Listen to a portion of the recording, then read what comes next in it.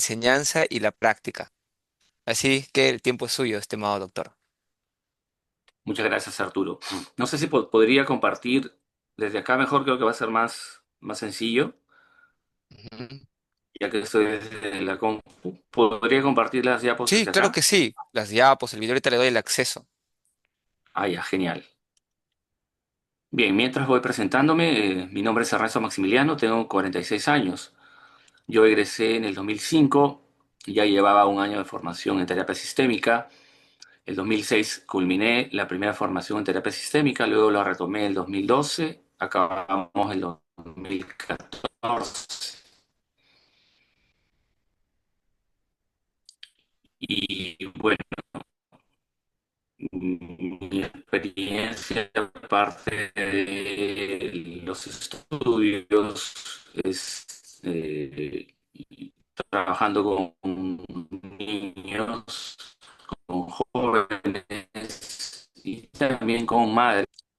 Aparte, obviamente, eso es a lo que me dedico hoy, a hacer consultas privadas y a ejercer la docencia universitaria, efectivamente, como decía Arturo, en cursos relacionados con la terapia familiar, la terapia en general y también la investigación.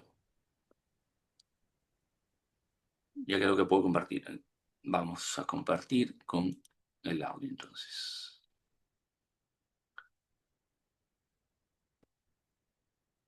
¿Se puede observar? Sí, sí se observa, estimado. Genial. Entonces vamos a hablar un poco de la terapia sistémica, la terapia familiar sistémica. Familiar siempre se le dice porque nació como una disciplina, ¿no?, de la psicología llevada al campo de la familia. Desde sus inicios, los primeros terapeutas sistémicos propiamente dichos se abocaron a trabajar con familias. Esto la diferencia un poco de otras terapias donde el punto es más el individuo.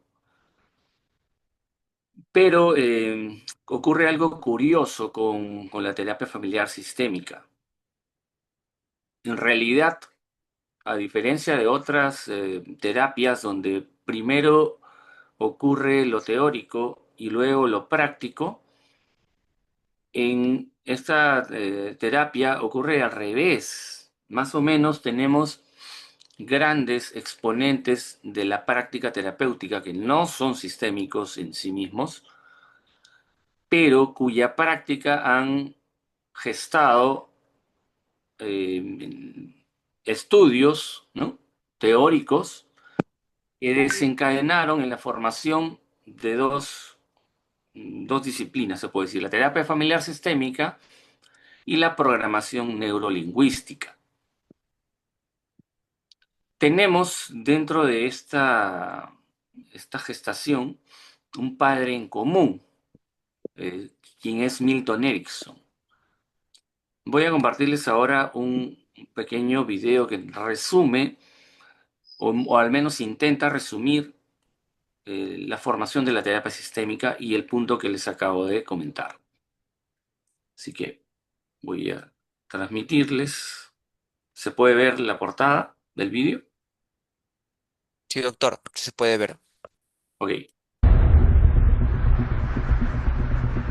El mundo de la psicoterapia es como una historia de lucha y sacrificio por conseguir la superación y la evolución.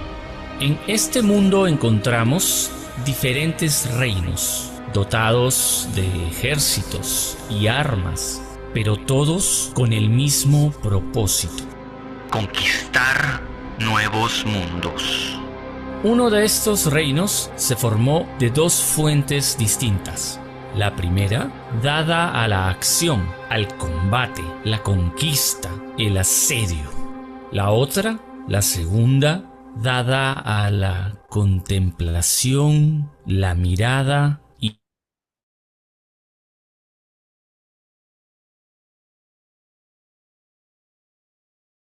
el movimiento.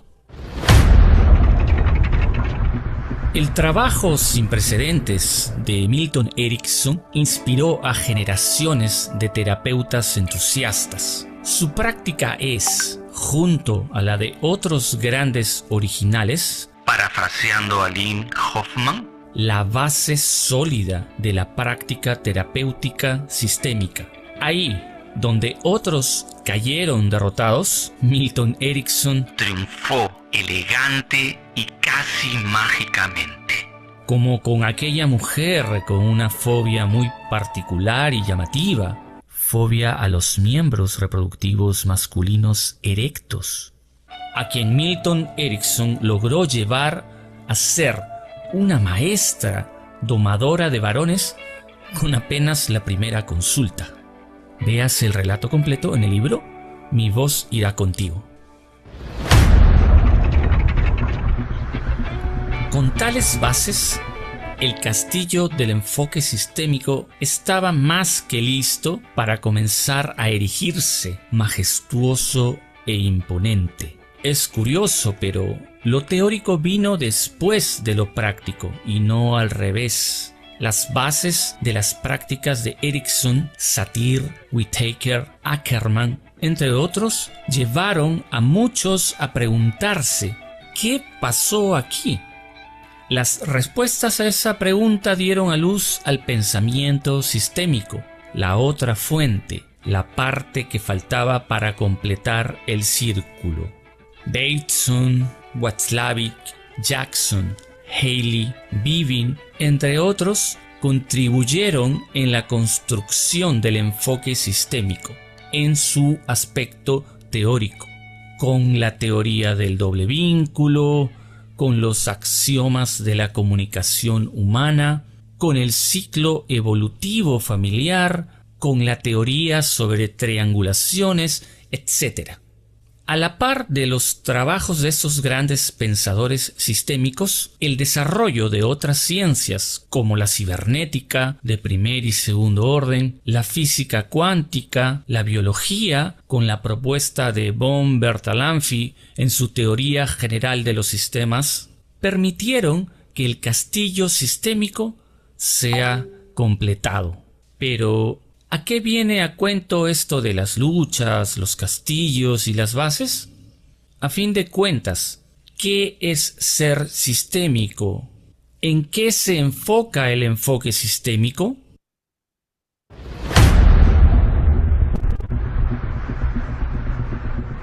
Muchos suelen decir que el enfoque sistémico es el que considera que el problema no es el individuo, sino su familia o grupo. Esto es una blasfemia. Bueno, no tanto, pero sí, en algún sentido. Que el problema no sea el individuo, sino todo su grupo de referencia, no hace más que agravar la visión lineal de A más B, entonces C. Otros, un poco menos blasfemos, creen que el enfoque sistémico explica que el individuo no tiene un problema por casualidad, sino que su familia es quien desarrolló ese síntoma que ahora está en él, pero que más tarde o temprano aparecerá en otro familiar. Seguimos con la visión lineal, aunque más trabajada, eso sí. El enfoque sistémico se guía principalmente por el pensamiento circular recursivo. Sí, suena raro. En resumen, el modelo A más B entonces C es la mitad del cuento, una mitad muy limitada y pequeña, una ventanita del castillo. Hace falta una puerta por la cual ingresar y ver más allá de lo evidente.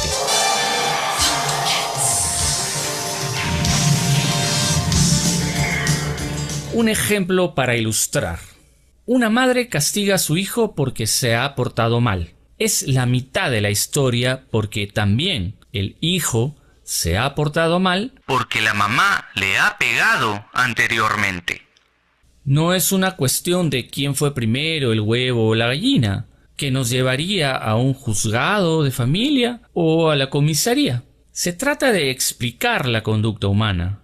individual y colectiva, desde una visión de ida y vuelta.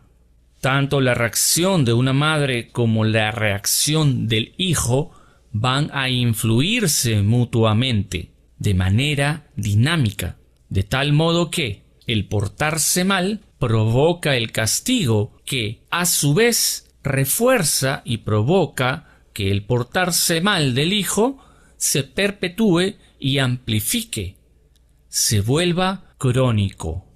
El enfoque sistémico no enfoca el problema sobre la persona, sobre su familia o sobre su comunidad.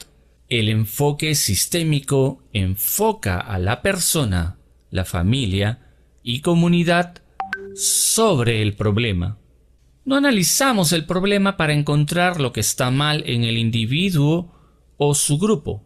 Analizamos al individuo y sus grupos para encontrar el funcionamiento del problema dentro de los demás funcionamientos de los cuales son parte el individuo y sus grupos. Una infidelidad puede causar el alejamiento afectivo en una pareja, pero el alejamiento afectivo en la pareja también causa infidelidad. Siguiendo la metáfora del Juego de Tronos, dentro del enfoque sistémico encontramos especialistas en estrategias, especialistas en desestabilizar problemas, especialistas en hacer proliferar y amplificar soluciones, especialistas en redefinir positivamente por completo el funcionamiento familiar, incluido el problema, especialistas en manejar interacciones, especialistas en narración y deconstrucción, todos dotados de armas sumamente poderosas, con su particular modo de enfrentar la guerra y la conquista, pero con la misma visión, la circularidad recursiva. El enfoque sistémico, aunque nace y tiende a la acción terapéutica, es, antes que nada y después de todo, una visión particular de la conducta humana, del problema y el mundo de las relaciones.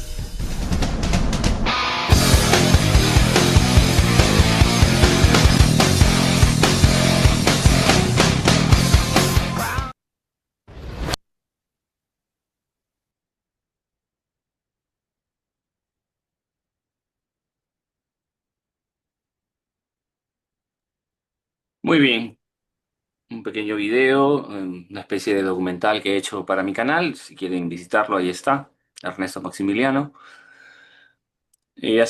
Tratando de esforzarme para hacer dar un panorama general de la terapia sistémica y sus diferentes olas o también llamadas oleadas sistémicas. Obviamente, el día de hoy no vamos a poder ni siquiera esbozar, ¿no?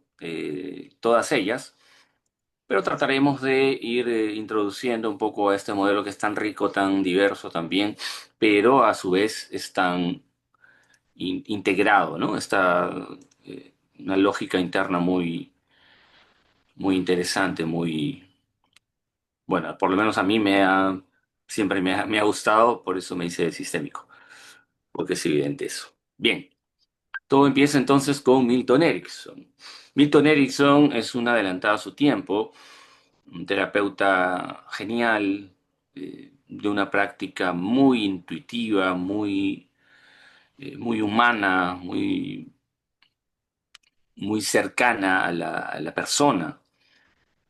Sus experiencias personales con el mundo de la granja, ¿no? Proviene de una familia de granjeros, y sobre todo la enfermedad de la polio, que le dio desde muy joven, que lo paralizó completamente, fueron para él una fuente de inspiración para poder sobreponerse, y en ese esfuerzo de sobreponerse físicamente fue ganando en intuición, en lectura de la conducta humana, básicamente.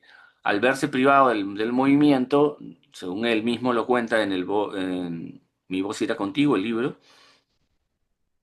según él mismo cuenta, al estar privado de su actividad física, tuvo la chance, él lo plantea así, de poder ver el comportamiento de sus numerosos hermanos y hermanas y empezar a notar diferencias entre ellos. Eh, Empezaron a notar también aspectos del propio desarrollo humano evolutivo.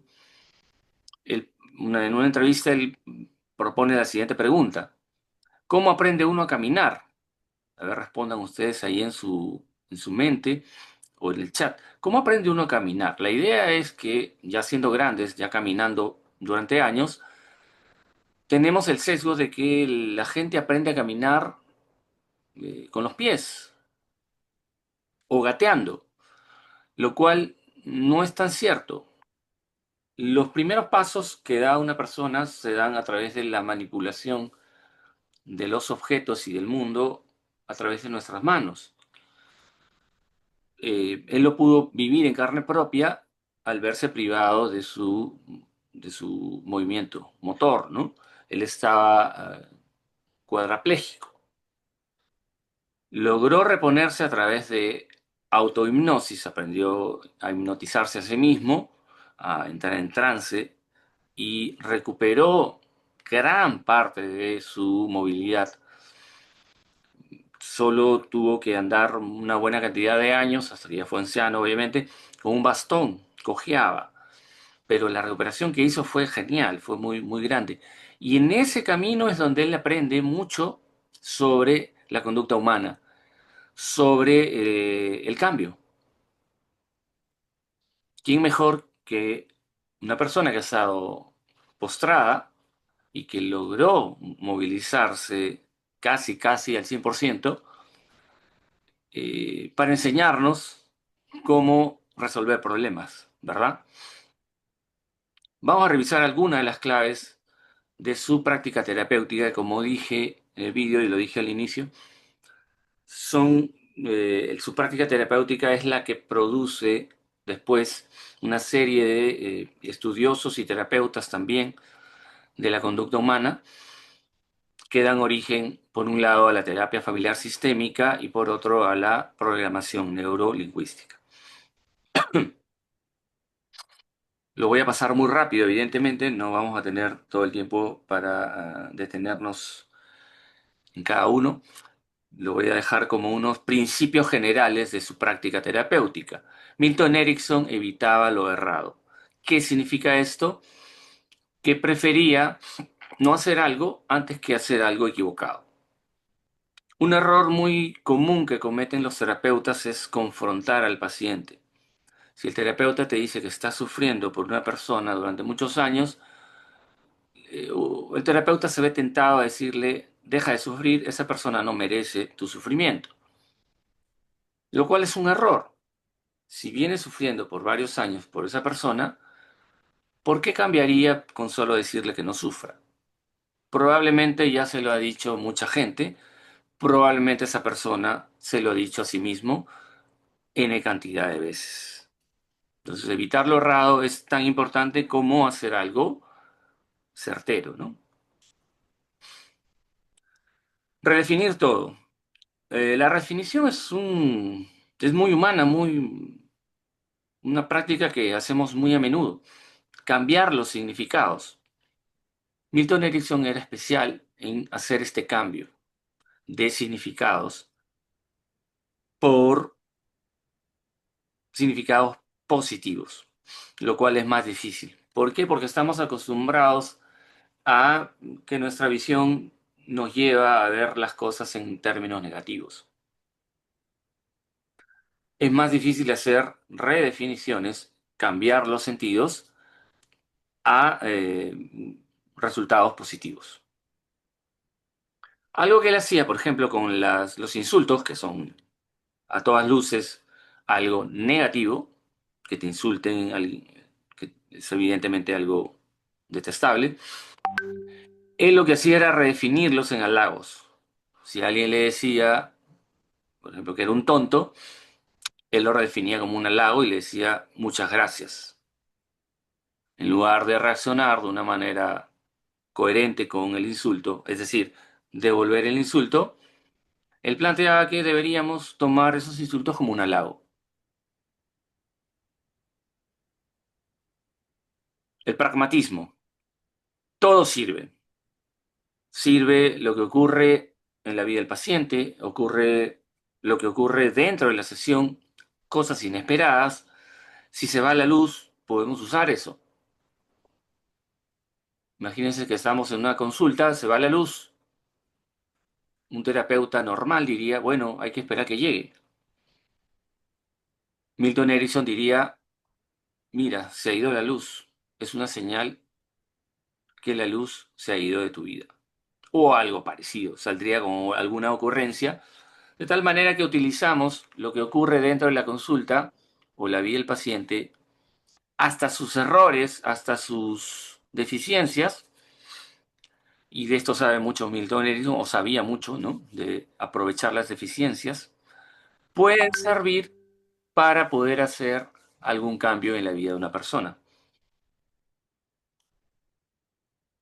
Uso de la paradoja. Tiene que ver un poco con lo anterior. La paradoja fue estudiada sobre todo por la Escuela de Milán.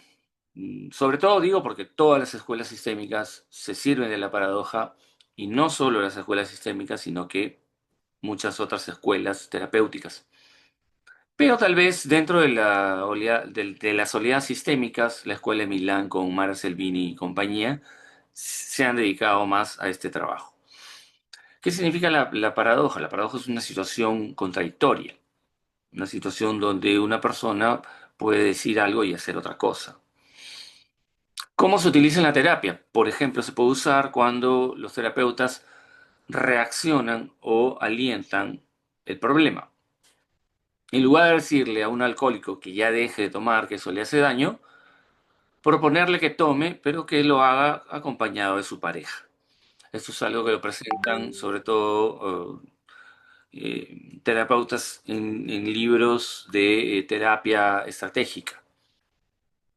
Presentan casos donde se llega a soluciones incluyendo dentro de la conducta problema a un miembro que no estaba incluido, ¿no? Y esto forma parte de estrategias de intervención que espero podamos revisarlas un poco ya hacia el final de la clase, ¿no? Entonces, uso de la paradoja significa uso de la contradicción. El terapeuta se convierte en alguien que genera contradicción. No la enfrenta, no se pone a medir fuerzas con las contradicciones del paciente, sino que se pone de parte, ¿no? Ya el hecho de que le diga, bien, señor, usted la próxima semana va a salir a tomar, ya esa es una paradoja. Imagínese un terapeuta, no tendría por qué indicarle a alguien que salga a tomar, pero lo hace para introducir un elemento nuevo, y aquí viene el ejemplo, de que vaya con su pareja, un familiar, un hijo, etcétera, ¿no? Obviamente esto hay que estudiarlo, no es algo que vamos a hacerlo así a la ligera, ¿no? Tiene que ser algo pensado. Aceptación total de la persona. El terapeuta, como Milton Erickson, acepta a la persona, no lo cuestiona, no lo ridiculiza, no lo insulta, no va contra él, no lo confronta.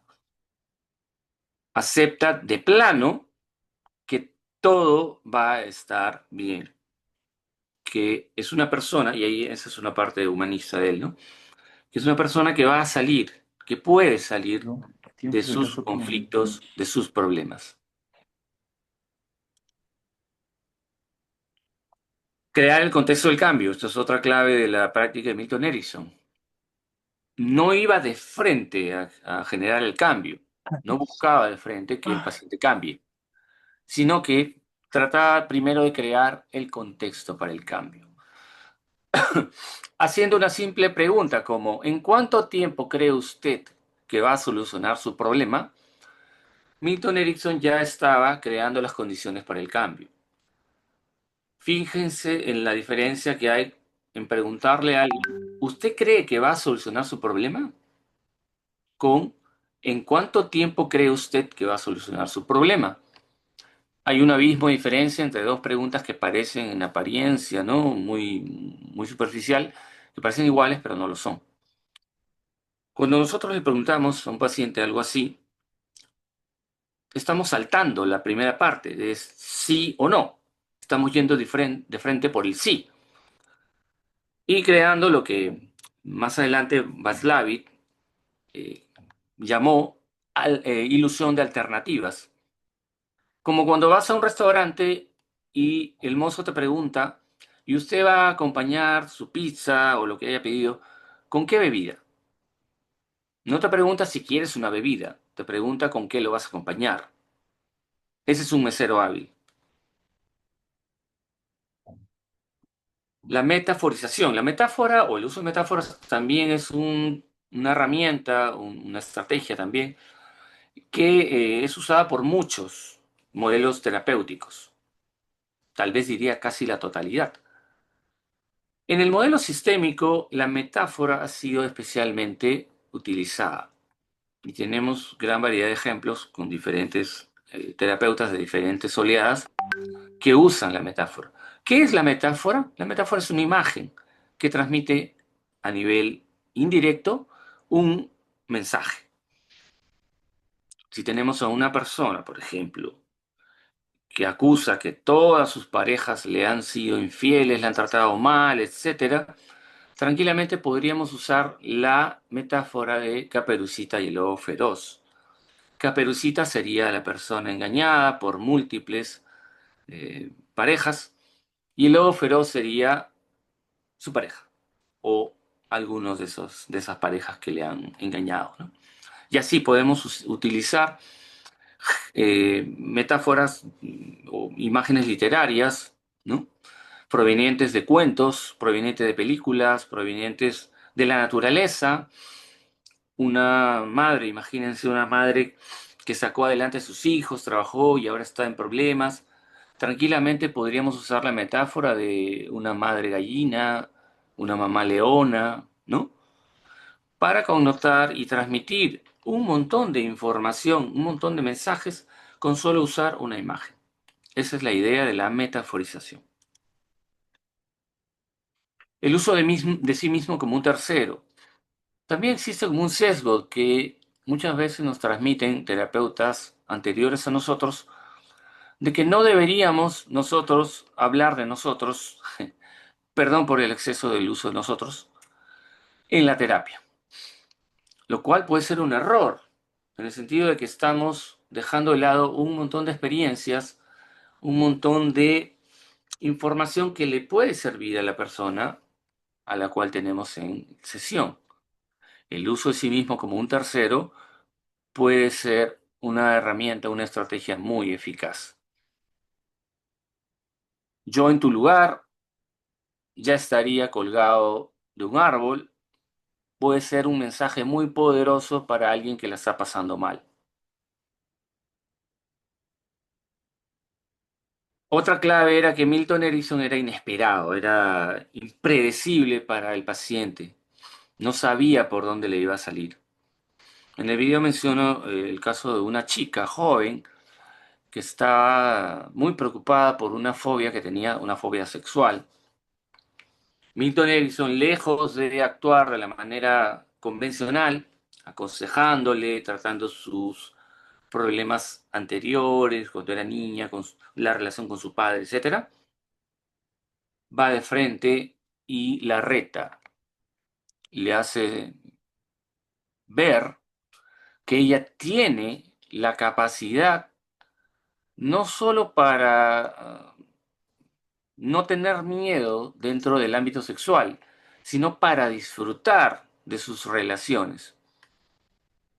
Bastó esa simple sesión para que ella regresara después de un tiempo y le contara feliz que efectivamente ella había descubierto, gracias a Milton Erickson, que era capaz no solo de perder el miedo, sino de disfrutar sus relaciones. A eso se refiere engañar, hacer una especie de trampa. No exactamente, no engañamos, sino somos impredecibles o ser impredecible para el paciente. Es una de las claves de Milton Erickson. Bien, luego de Milton Erickson y otros que inspiraron a Gregory Bateson, por ejemplo, comenzó la parte más teórica. Gregory Bateson y su grupo, junto a Don Jackson, Paul Watzlawick, entre otros, trabajaron detrás del espejo observando familias con pacientes psicóticos. Dentro de esos estudios que hicieron a través del espejo o detrás del espejo, empezaron a notar ciertas cosas que les llamaron mucho la atención. Una de ellas era que la comunicación entre la familia, sobre todo las mamás, con pacientes psicóticos, era muy peculiar. Ambos parecían estar en una lucha, sobre todo el hijo, en una lucha por definirse a sí mismo, por afirmarse, y la madre o padre estaba como empeñado en negar esa afirmación. En otras palabras, es lo que ayudó para que formulen, entre otros conceptos, el concepto de doble vínculo. Una situación contradictoria, una paradoja, donde hay una relación fuerte entre ambas personas, la imposibilidad de escapar del campo de uno de ellos, con el resultado de que haga lo que haga esa persona va a estar mal. Si dice A, la madre o el padre dirán, estás equivocado. Si dice B, la madre o el padre dirán, estás equivocado. Es lo que observaron Gregory Bateson y sus compañeros estando detrás del espejo. Y ahí es donde nació la parte teórica de la sistémica. Primero tenemos la parte práctica con Milton Erickson y ahora la parte teórica con Gregory Bateson. Y no vamos a ahondar más para poder hablar de otros. Tenemos también aquí a Don Jackson, Paul Watzlawick, Janet Beaving, con su libro, una joya que ha servido mucho para la formación de terapeutas, de la comunicación, pragmática de la comunicación humana. Es un libro imperdible, insoslayable, que no debe faltar en nuestra formación como terapeutas.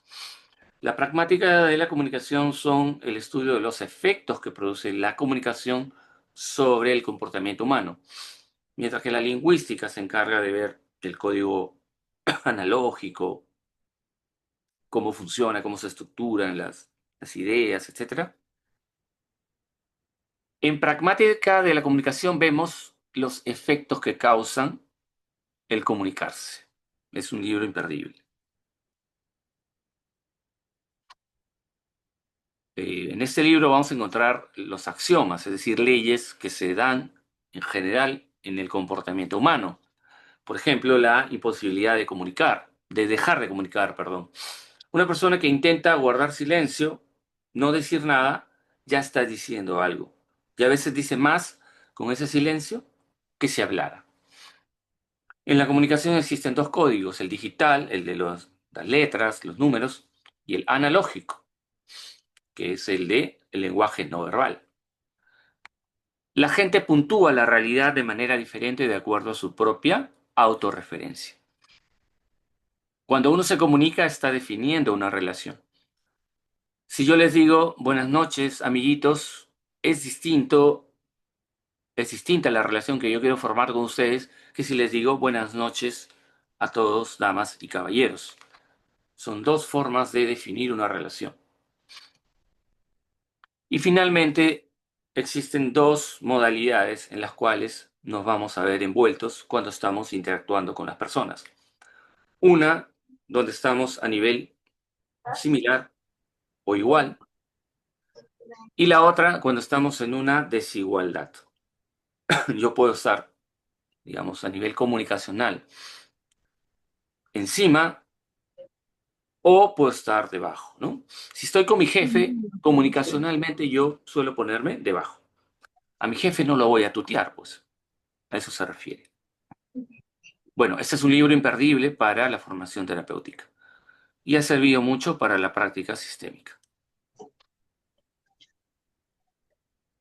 Aquí están las modalidades, que son los resultados de estas interacciones, la descalificación, el rechazo, confirmación, etcétera, que no nos va a dar tiempo para revisar ahora.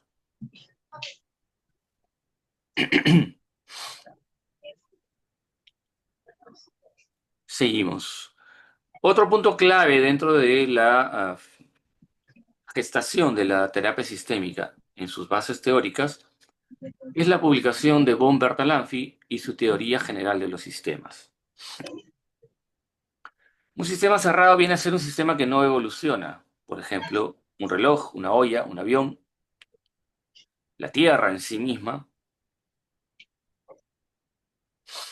Mientras que un sistema abierto viene a ser un sistema que sí evoluciona porque permite el ingreso, el intercambio de información y de materia y pasos por fases evolutivas.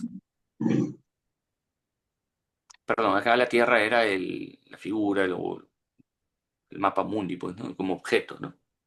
Porque en sí la Tierra sí tiene sus etapas evolutivas también. Y acá tenemos un montón de principios que no los vamos a revisar ahora, solo el de circularidad. ¿Qué significa circularidad? Lo vimos en el vídeo. Significa una interacción de ida y vuelta.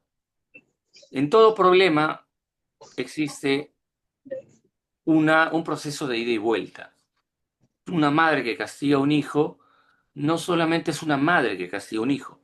Ese castigo va a generar efectos en ese hijo. Y muchas veces se logra lo que llamamos profecía autocumplida, cuando uno logra los efectos que quiere evitar. Imagínense un golpe, un insulto, lo que va a causar es malestar. Una persona, un hijo, por ejemplo, con ese malestar, es probable que vuelva a portarse mal, vuelva a hacer algún desajuste. Y ahí nos vemos envueltos en una circularidad, en algo de ida y vuelta. No solo es la mamá la que castiga al hijo porque se porta mal, sino que es el hijo el que se porta mal porque la madre lo castiga. Y así podríamos hablar de los celos. La infidelidad puede tranquilamente causar celos, pero los celos también podrían causar infidelidad.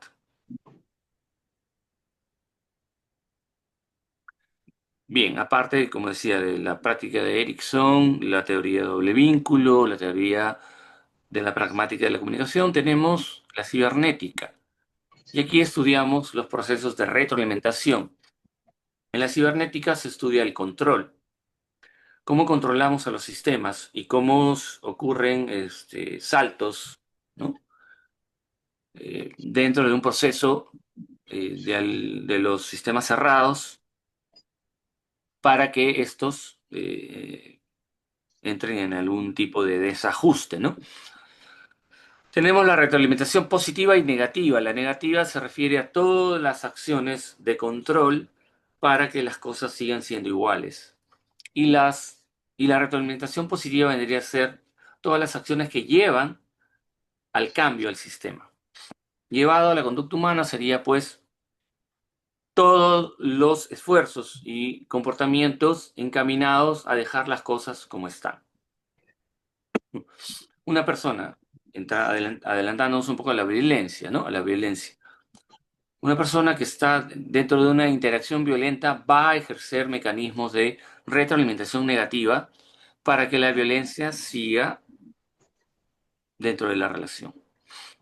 Es el terapeuta quien va a ir con su acción buscando amplificar la retroalimentación positiva para lograr que se rompa el sistema de conducta donde está enraizada la violencia y puede haber un cambio.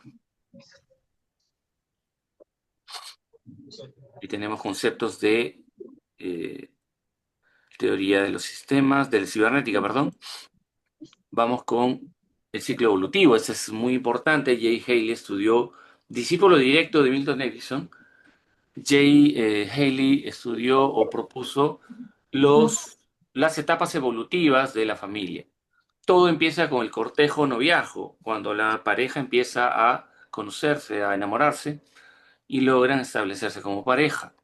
Luego viene el matrimonio, el nacimiento de los hijos crecen y se vuelven adolescentes, los adolescentes se convierten en jóvenes y ya empiezan a buscar su propio camino, hasta que abandonan el hogar y queda el nido vacío. O en nuestra parte latinoamericana, ¿no? Sobre todo, donde se da el nido relleno, bautizado así por un colega, un formador, terapeutas. Nido relleno porque los hijos suelen llevar a sus propias familias a la casa, ¿no? Y a veces tienes casas donde tienes 2, 3 pisos y en cada piso está un hijo con su propia familia. Entonces no se da la separación física del todo, ¿no? Como en otras realidades.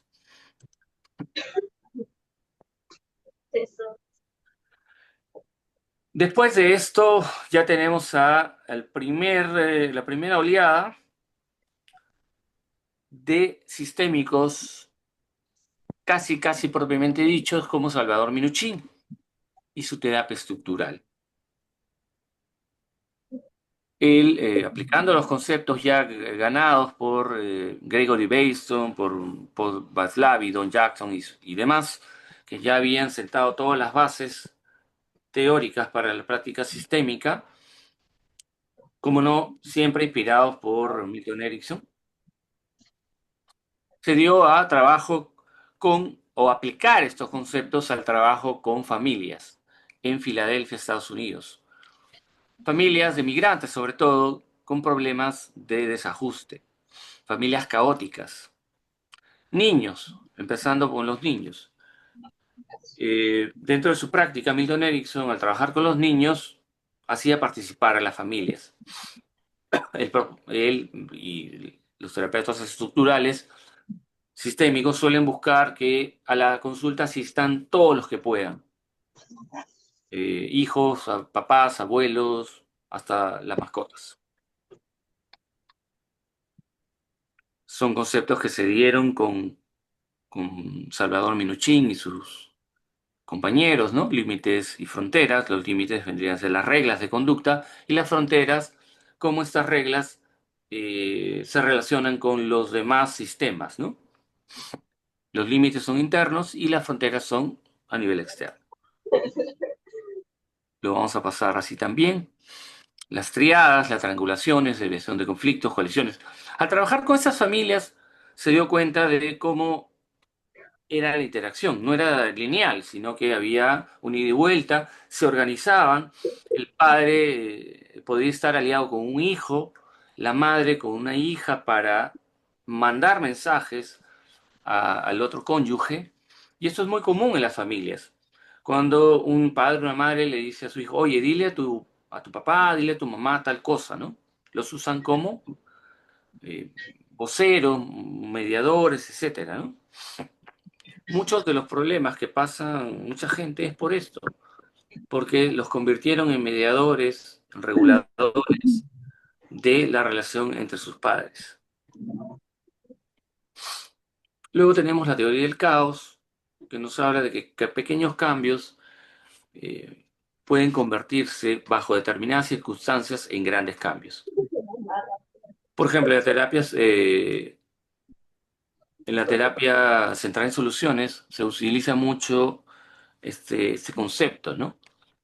No necesitamos buscar un gran cambio, sino que necesitamos buscar un pequeño cambio suficiente como para que este a su vez genere otros cambios y la familia finalmente ya no necesite de un terapeuta.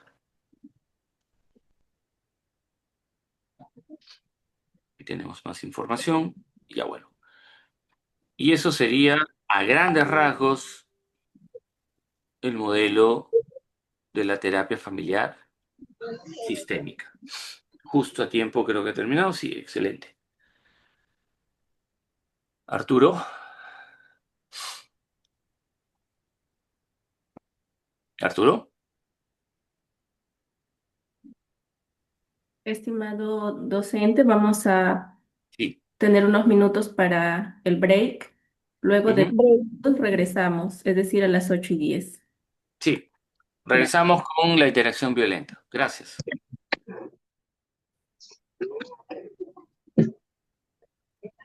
Vecina, amigas.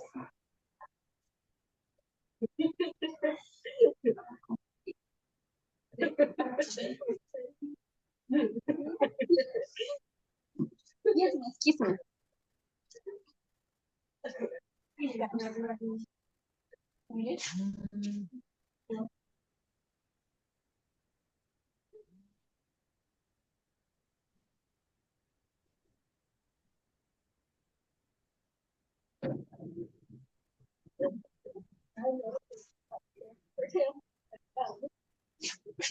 Llamada perdida de quién?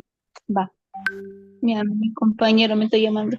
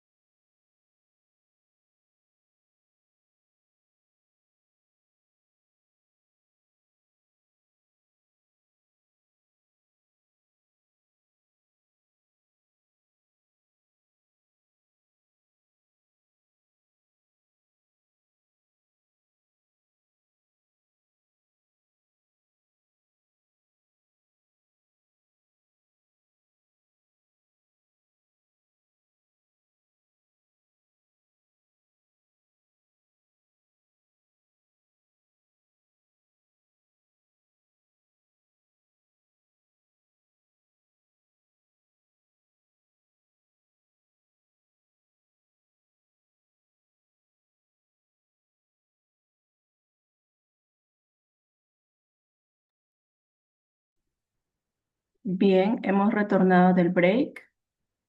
Estimado docente, ya puede continuar. Gracias.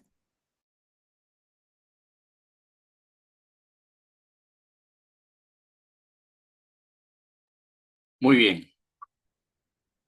Para esta parte me gustaría que si hay alguna pregunta, la hagan. Es decir, mientras voy desarrollando el tema, si alguien quiere hacer preguntas, de repente puede dejar ahí en los mensajes o a través de Ruth, ¿no?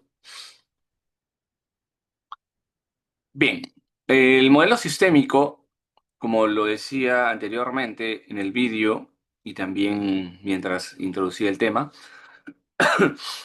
es antes que una práctica, una manera de entender la conducta humana. Y en ese sentido da muchas luces cuando hablamos de lo que es la violencia. Estamos acostumbrados, diría yo, que en nuestra sociedad a catalogar la violencia en la familia como proveniente de un solo lado y a su vez como... perdón, se activó un audio. ¿Quieres el de 20?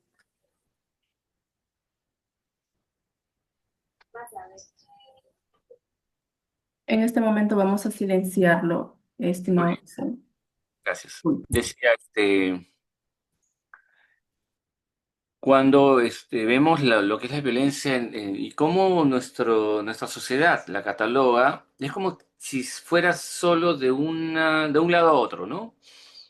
Tenemos generalmente hombre malo, mujer buena o víctima. Mujer víctima sería. Hombre malo, mujer víctima. Y a su vez es catalogada como de una sola forma, donde uno de los dos es abusivo con la otra persona, donde uno de los dos es violento con la otra persona.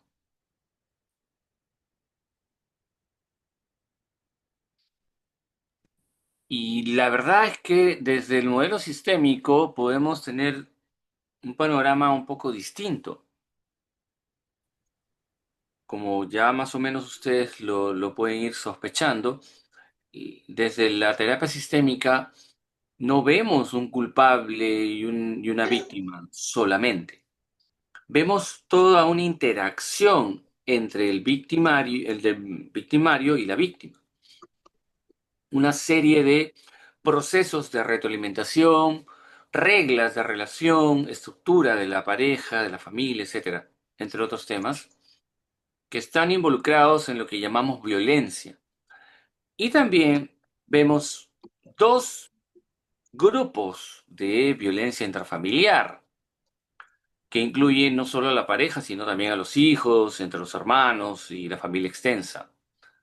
Hablamos de la violencia en situación de igualdad, que lo vamos a ver un poquito más adelante, y la violencia en situación de desigualdad. Los medios de comunicación, incluso nuestras autoridades, parecen indicarnos día y noche que solo existe una forma de violencia, donde hay desigualdad, lo cual no es cierto. Comencemos. Vamos a basarnos en el libro Violencia y abusos en la familia de Reinaldo Perrone y Nanini del año 1997. Precisamente de lo que hablaba, en su libro nos mencionan estas dos modalidades de violencia. La violencia como agresión y la violencia como castigo. Todos somos capaces de actuar hasta con violencia extrema según las circunstancias en que creamos estar expuestos. Ese es un punto muy clave en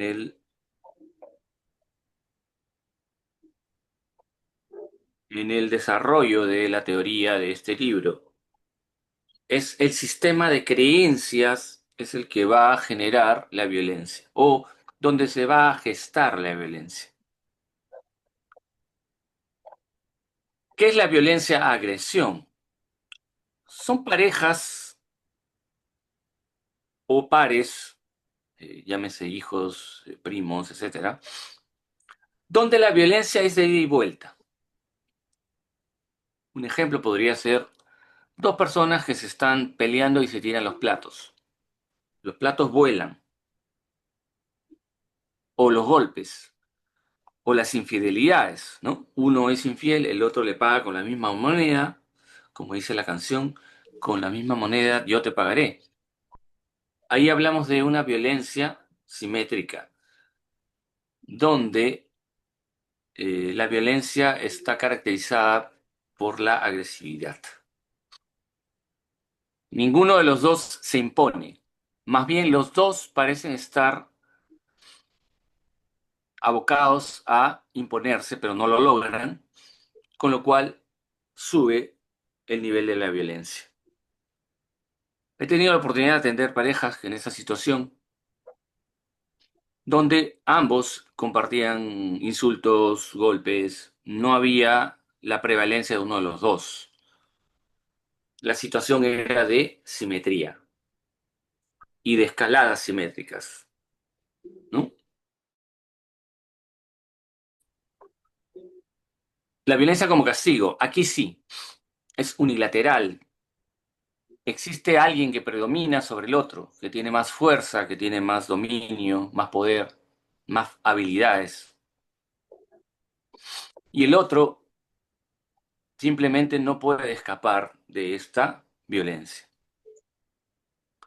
Curiosamente, he atendido parejas bajo este modelo, donde uno de los dos es el dominante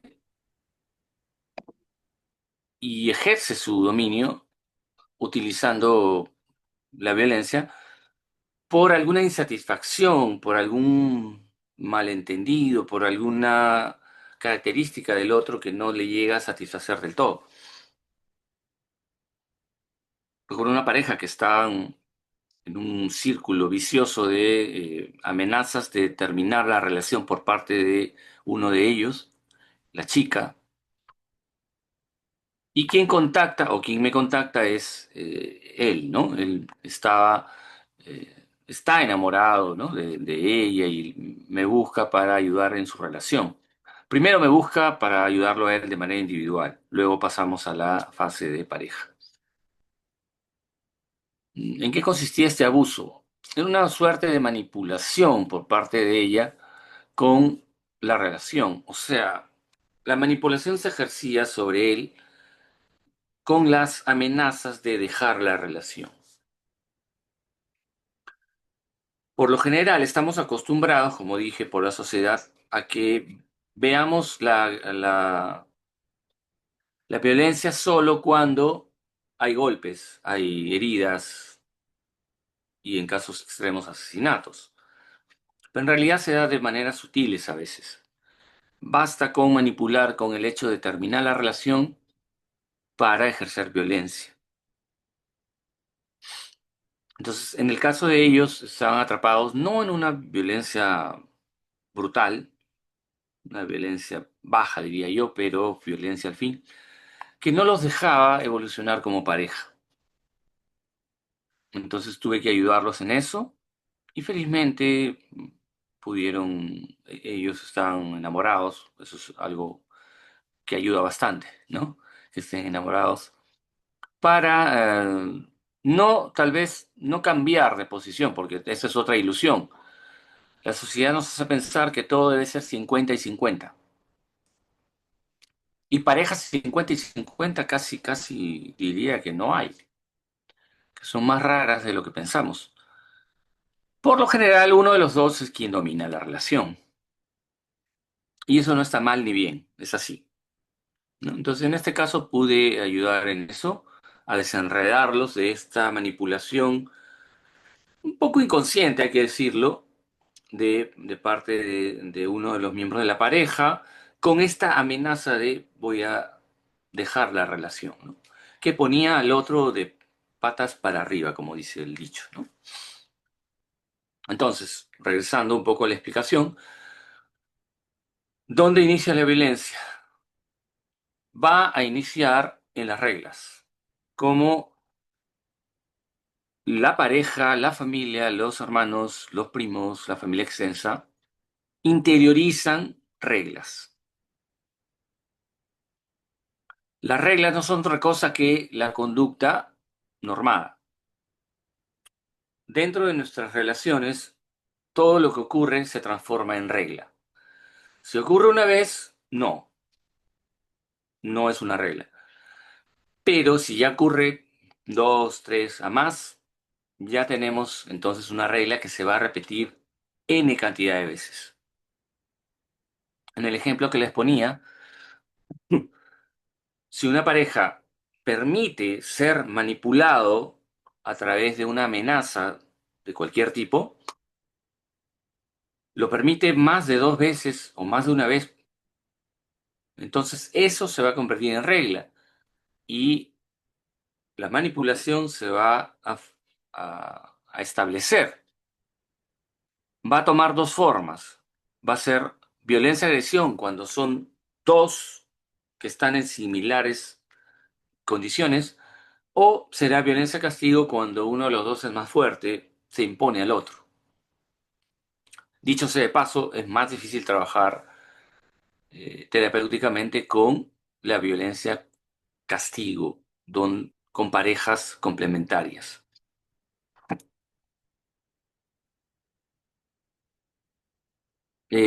¿Verdad? Ruth, por favor, dime hasta qué hora tenemos esta parte de la exposición, antes de las preguntas. Estimado docente, tenemos hasta las 8:50. Genial, muchas gracias. A usted. Bien, una vez que la pareja o la familia ha interiorizado estas reglas,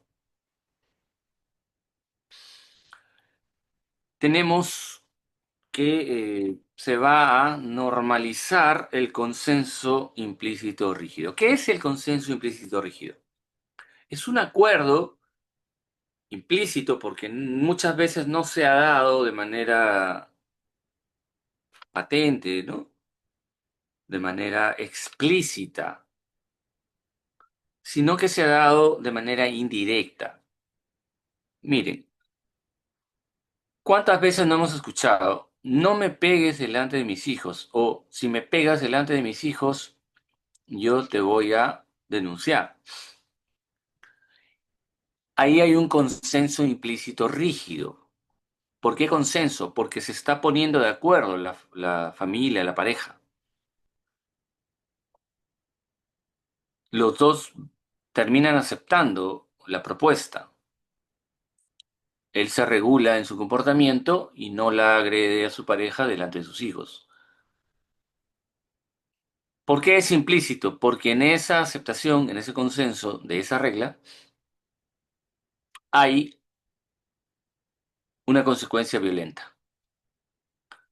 Si la pareja acepta que no va a ser golpeada delante de los hijos, está aceptando ser golpeada cuando no están los hijos. Esto lo pude ver en un caso también de una madre. Ya ella estaba separada, esto me lo contó, digamos, como un recuento de su vida. No la estaba atendiendo por esa razón. Pero tenía una pareja muy infiel, muy alcohólica y muy violenta, muy agresiva con ella, perdón. La cual ella, a esta pareja la aceptó durante años de años.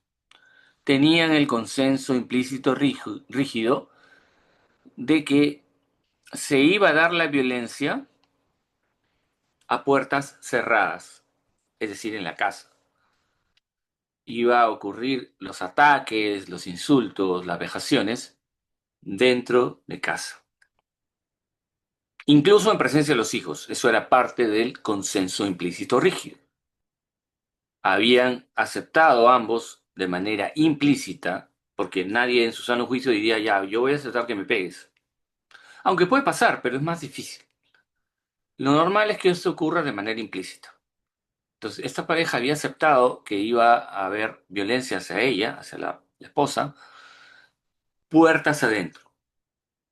Bastó una vez para que la violencia ocurra puertas afuera, para que la relación se termine, pero así de cuajo, de raíz.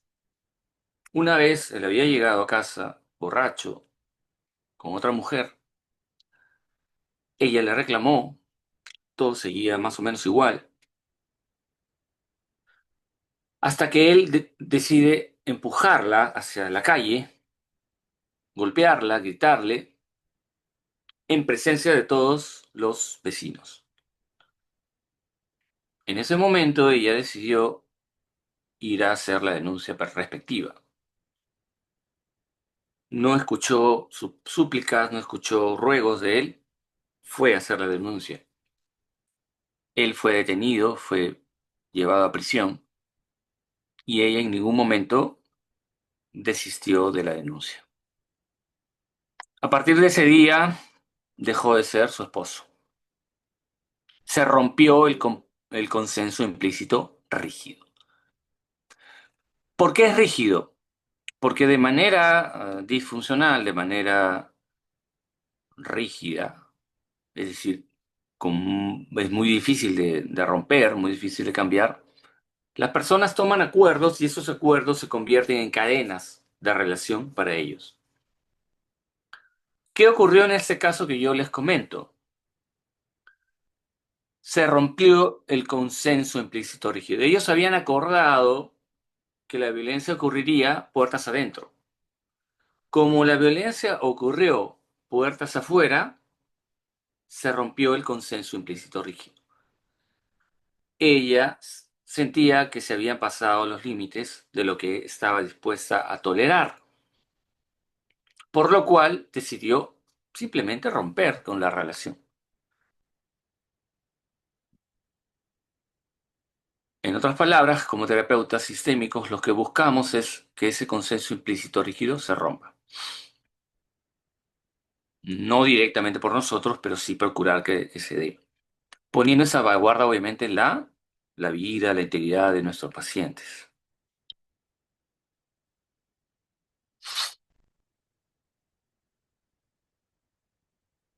Este consenso implícito rígido del cual estamos hablando es el que va a regular lo que se va a dar, las conductas de violencia.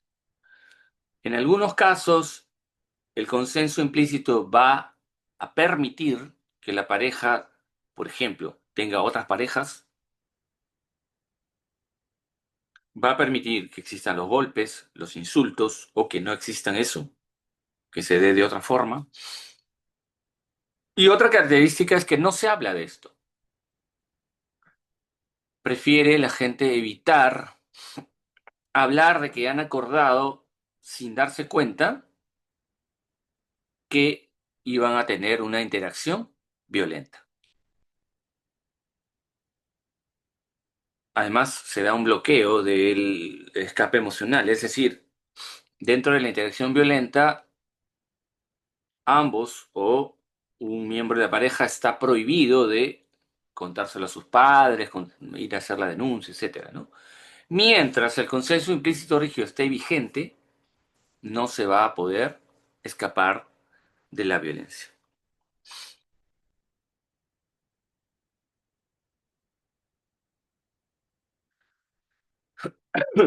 Este proceso se va a convertir en una agresión a nivel no verbal para establecer un orden, para determinar qué es lo correcto dentro de la relación,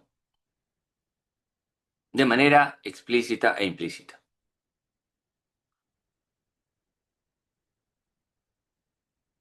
O sea, no siempre es todo claro. A veces es de manera que solo puede uno experimentarlo, ¿no? Aquí se incluyen otros miembros de la familia, por ejemplo, si hay agresión, hay prohibición de que la persona agredida se comunique, por ejemplo, con sus propios padres, que le cuente a una amiga, ¿no? Eso es percibido como una traición dentro de la familia o la pareja donde se está dando la violencia. Entonces, se establece un orden, se da mensajes explícitos e implícitos de lo que está correcto hacer y lo que no está correcto hacer.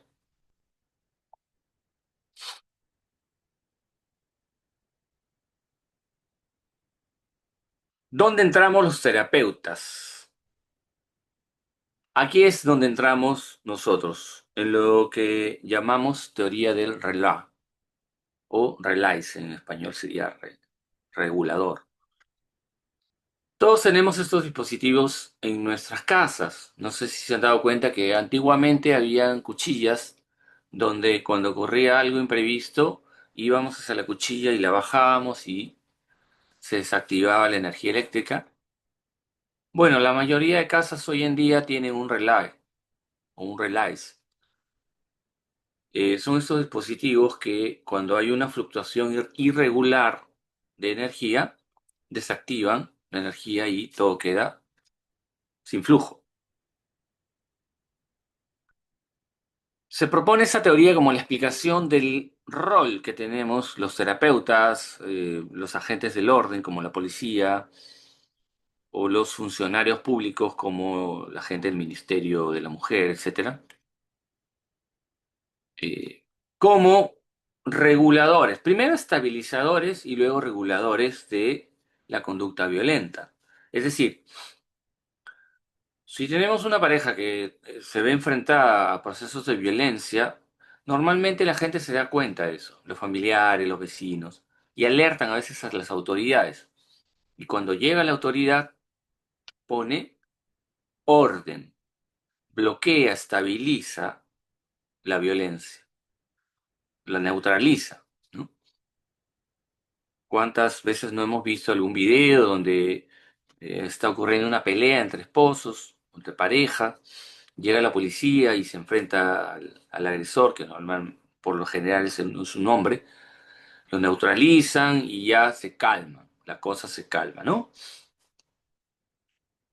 Bueno, ahí estamos hablando de un estabilizador, un relax, un tercero que interviene, que puede ser también una fiscal, puede ser una trabajadora social, ¿no?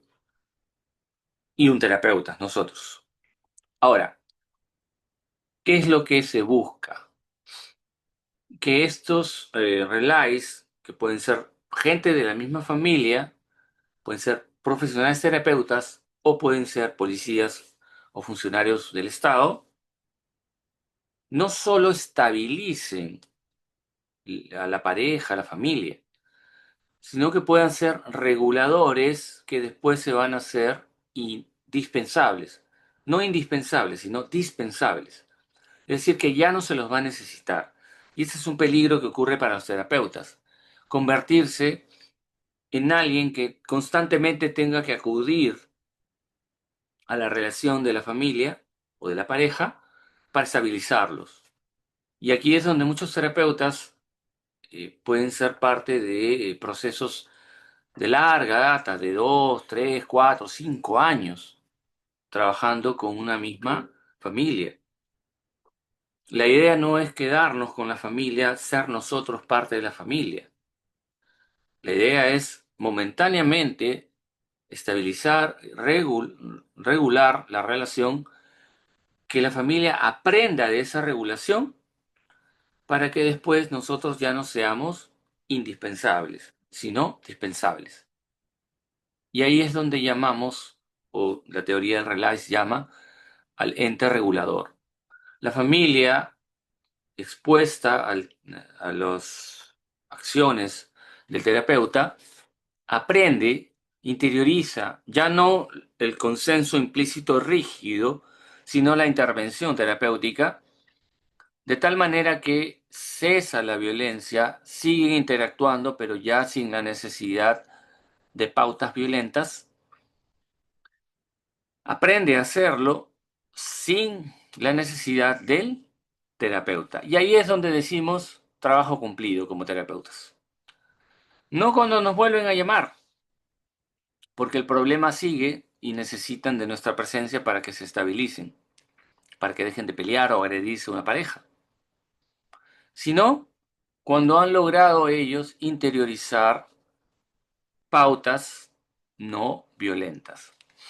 Recuerdo mucho el caso de una pareja simétrica donde había habido amenazas incluso de asesinato, por lo cual había habido separación y en ese contexto es que me contacta la mamá de ella, de la esposa, para ayudarles en en su relación, pues, ¿no? Ya que había ocurrido un episodio bastante fuerte y lamentable entre ellos. Entonces yo en principio tenía que como terapeuta entrar para estabilizar a la pareja. No los atendí juntos, evidentemente. Cuando uno va a atender casos de violencia tiene que ser muy cuidadoso. Mucho más si hay la alerta de que ha habido amenazas de asesinato, ¿no? Me formé dos hipótesis. Él realmente había querido asesinar a su pareja y quería asesinarla, por lo cual estaba buscando, rogando por atención terapéutica, ya que esa era la condición que le había puesto la suegra, que pasen por un proceso terapéutico. Esa era la primera hipótesis. Y que producto de estos ruegos, él consiga tener contacto directo con ella y logre su cometido. La otra hipótesis que me formulé fue que en un arranque de cólera él había dicho eso de enojado, de cólera, pues, ¿no? No, que realmente no había planificado nada de eso y que era un arranque de cólera. Con esas dos hipótesis, lo que planteé es atenderlo a él primero, para evaluar su estado mental, su estabilidad, su historia un poco familiar relacionada con actos violentos, etcétera.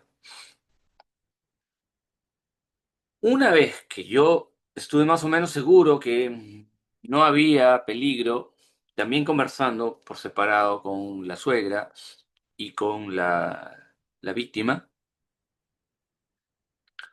encontré que realmente no había sido pues una amenaza real, sino que había sido un arranque de cólera. Que sí había ocurrido violencia y todo, ¿no? Pero que no se trataba de un asesino en potencia. Dicho esto, ya pasé a atenderlos juntos en algún momento del proceso. Y en todo momento lo que buscaba era tratar de arreglar un poco lo que yo ya había visto, ¿no? Como panorama de la estructura de su relación y su dinámica, tratar de ayudarlos a que replanteen eso, ¿no?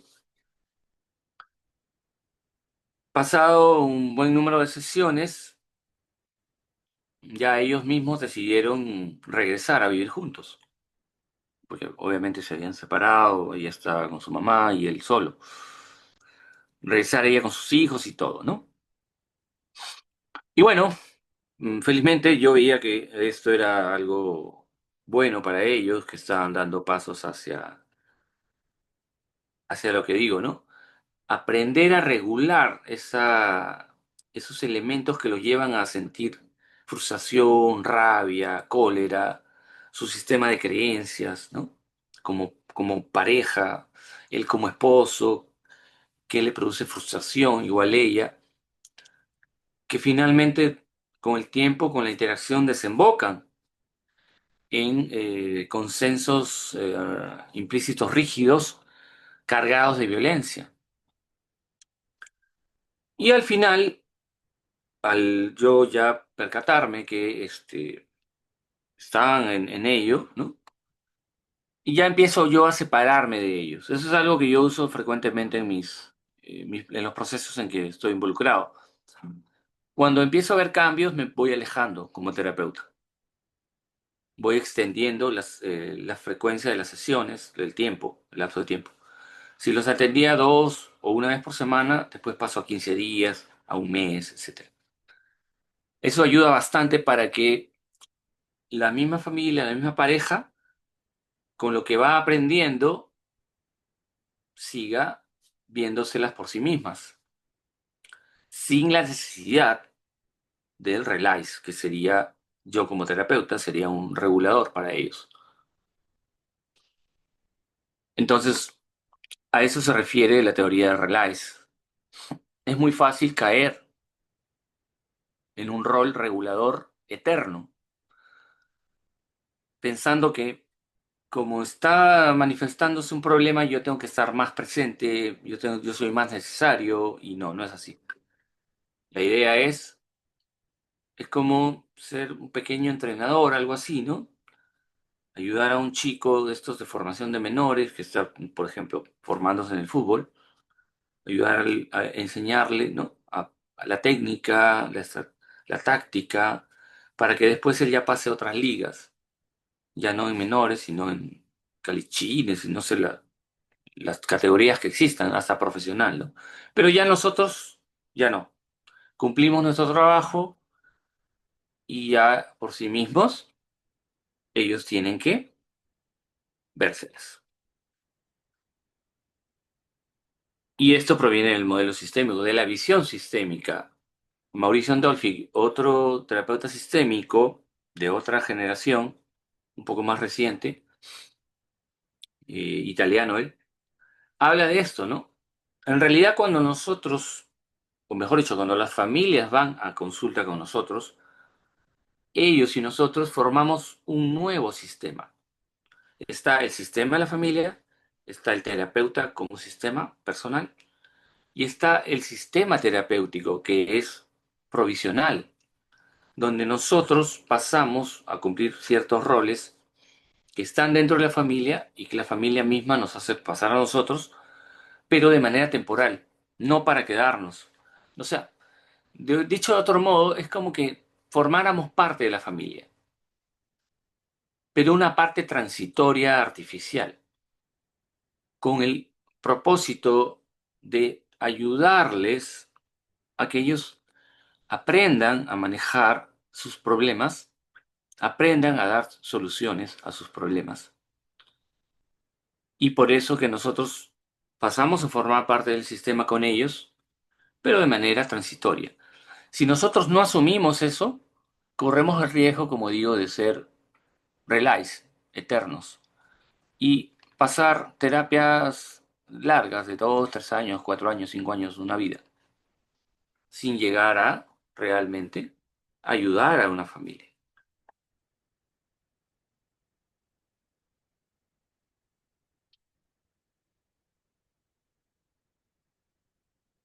Como lo estábamos mencionando hace un momento, el acto violento viene a ser un sistema de creencias, o mejor dicho, se origina a partir de un sistema de creencias, que luego configura una visión del mundo junto con este roce o esta interacción con la otra parte, y que llevan pues a que se formen pautas de violencia. La violencia no cae del cielo. Hay una fuerte influencia, sí, de los padres, abuelos, etcétera, pero eso no es 100% determinante. Eso podría ser una desventaja si es que hemos tenido padres violentos, abuelos violentos, etcétera. Hemos presenciado violencia. Es una desventaja. Pero luego esto ya en nuestra vida adulta eh, puede tranquilamente ser neutralizado, ¿no? Pero por lo general quienes van a consulta no han podido hacerlo. Entonces, esta normalización comunicacional que lleva a instalar un orden de consenso implícito rígido, cargado de normas que implican violencia, se va formando en el roce, en el vamos, ¿no? En el día a día, ¿sí? La pareja recién empieza y ahí se va a ir formando esta visión del mundo, este modelo de creencias que va a generar pautas violentas. Desde el pásame tu clave del celular, o a ver con quién hablas, o por qué llegas tan tarde, etcétera, etcétera. O ya deja a tus padres, por qué les hablas a tus padres, ellos ya vivieron, etcétera. Infinidad de cosas, de situaciones que pueden llevar a generar un sistema de creencias, un modelo o visión del mundo, donde la violencia forma parte de, ¿no? Uy, ya estamos un poquito, vamos un poquito más rápido entonces. Cada persona va a interpretar las conductas del otro de una manera determinada.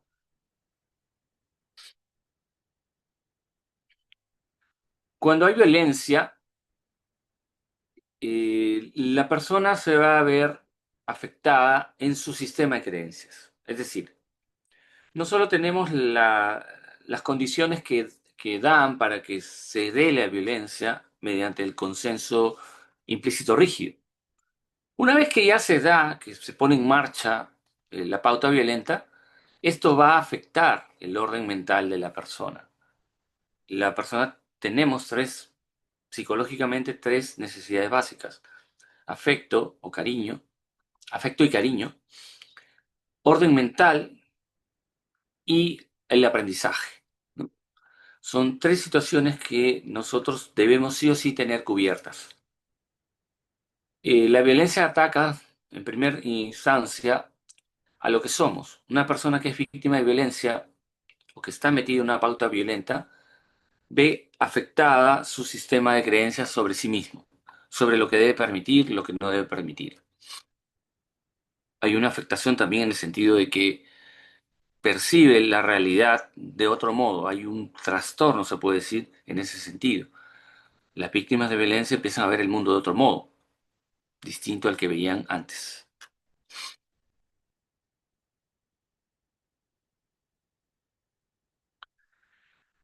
Más allá de lo físico, el acto violento es un acto simbólico que va a romper con las creencias sobre uno mismo, va a romper con el propio sentido de vida y cómo uno se percibe a sí mismo y al mundo.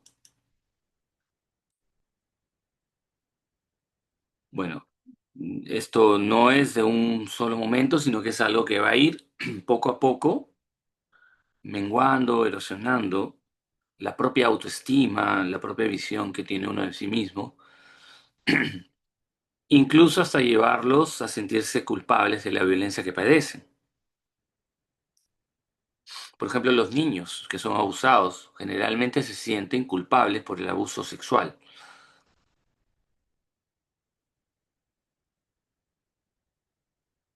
El hechizo vendría a ser estas acciones que cumple el miembro de la familia. Acá hablamos del incesto, por lo cual se asegura de no ser delatado, se asegura de tener a esa persona bajo su dominio y su abuso, y trastoca en la víctima, en los niños, toda su psiquis, toda su estructura psicológica. De tal manera que el niño va a sentir que algo está mal sin saber qué está mal. Va a sentir que está obligado a hacer lo que hacen con él, ¿no? El abuso que cometen con él, sin la capacidad de escapar y sintiendo que debe hacerlo. Con lo cual hay una fuerte contradicción en su orden mental que lo lleva a desarrollar un sinnúmero de conductas problemáticas, desde temas de autoestima hasta drogas y todo lo que se pueda imaginar, ¿no? Generalmente los chicos que están en drogas, chicas, han pasado por este tipo de situaciones.